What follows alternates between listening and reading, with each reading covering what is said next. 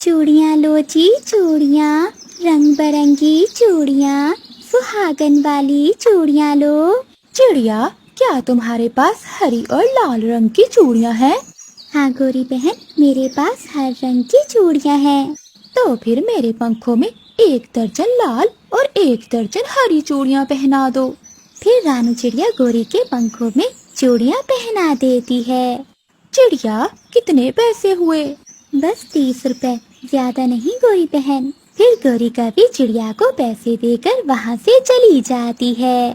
मेरे पंखों में 9 चूड़ियाँ हैं, जरा समझो सजन मजबूरियाँ हैं।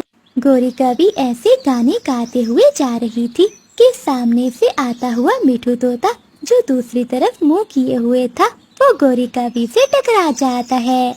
गोरी कभी नीचे पेड़ पर गिर जाती है और उसकी सारी चूड़ियाँ टूट जाती हैं। सॉरी कभी, मेरा ध्यान दूसरी तरफ था।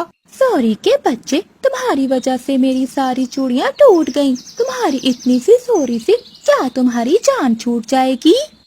मुझे अभी नई चूड़ियाँ लेकर दो।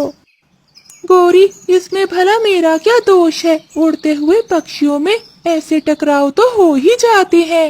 मैं अभी कालू को बुला कर लाती हूँ, तुम ऐसे नहीं समझोगे। ज्यादा बात बढ़ जाने से मिठू तोता भी डरता था, इसलिए वो गोरी कभी से कहता है, तुम यहीं रुको, मैं अभी घर से पैसे लेकर आता हूँ और तुम्हें नई चूड़ियाँ लेकर देता हूँ। मैं इंतजार कर रही हूँ, जल्दी आना, वरना जानते हो ना मेरे पति कालू जी को। फिर मिठू तोता उड़ता हुआ अपने घर जाता है।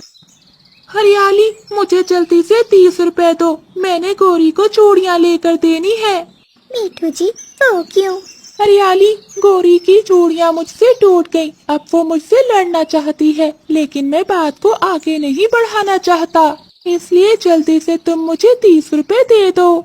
फिर हरियाली तोती मिठू तोते को पैसे दे देती है। मिठू तोता पैसे लेकर वहाँ से गोरी कभी के पास आता है। गौरी, चलो, जल्दी से चलो, कहाँ है चिड़िया? चिड़िया अपने घर के पास ही बैठी हुई है। फिर मिठू तोता और गोरी कभी रानू चिड़िया के पास जाते हैं। चिड़िया, इस मोटी चोंच वाले ने मेरे साथ एक्सीडेंट करके मेरी सारी चूड़ियाँ तोड़ दी हैं। अब मुझे जल्दी से नई चूड़ियाँ पहना दो। परंतु गोरी, पैसे कौन देगा? यही मोटी चोंच वाला देगा, और कौन देगा भला? हाँ चिड़िया बहन, जितनी चूड़ियाँ तुमने पहले ही से पहनाई थी, उतनी चूड़ियाँ अब भी पहना दो। फिर रानू चिड़िया गोरी कभी को फिर से चूड़ियाँ पहना देती है। अब दे देना पैसे। फिर गोरी कभी वहाँ से चली जाती है। मिठू भैया, आपने ये बहुत अच्छा किया जो आप इसे मेरे पास ले आए, वरना ये कभी तो हर समय लड़ने के लिए तैयार रहते हैं। ये ले पैसे चिड़िया बहन। मिठू भैया, मुझे शर्मिंदा न करें, रहने दें आप, कोई बात नहीं। गोरी कभी घर जाकर हंस हंस कर कालू कभी को सारी बात बताती है।